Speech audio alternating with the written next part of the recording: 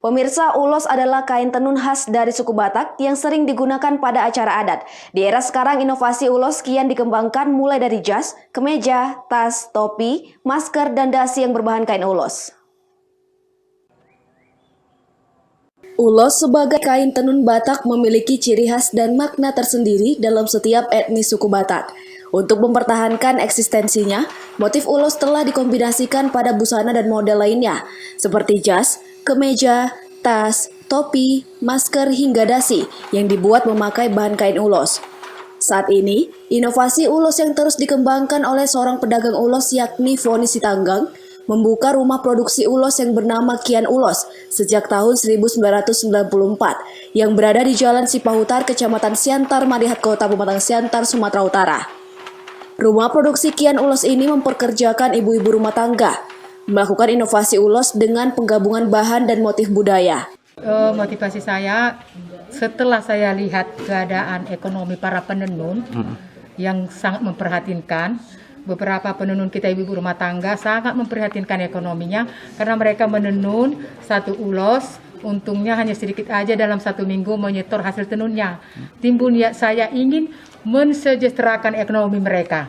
Itulah motivasi saya, mensejahterakan ekonomi para penenun ibu-ibu rumah tangga. Karena kita ketahui Kota Pematang Siantar itu 50% home industri ibu rumah tangga.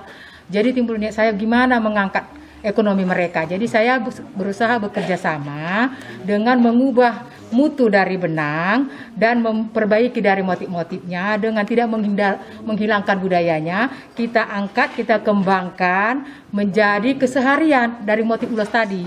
Jadi setelah keseharian kita dari hasil produk tadi yang dari ulos menjadi bahan keseharian, nilai tambahnya jauh lebih meningkat.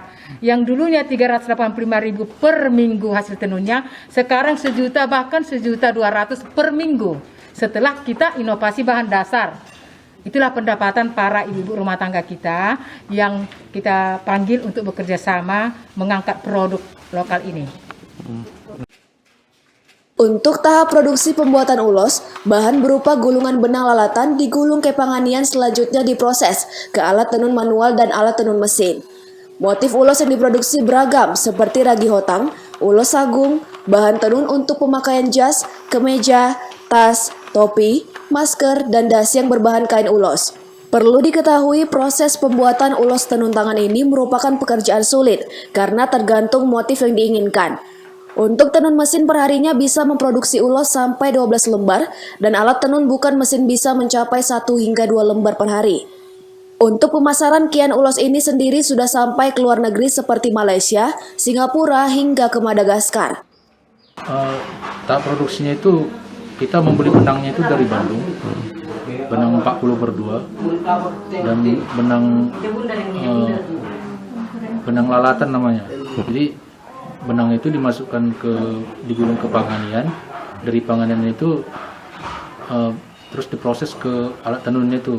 Ada alat tenun mesin dan alat tenun bukan mesin, tapi atau manual. Seperti itu. Dia motif ulos ini apa aja, Bang?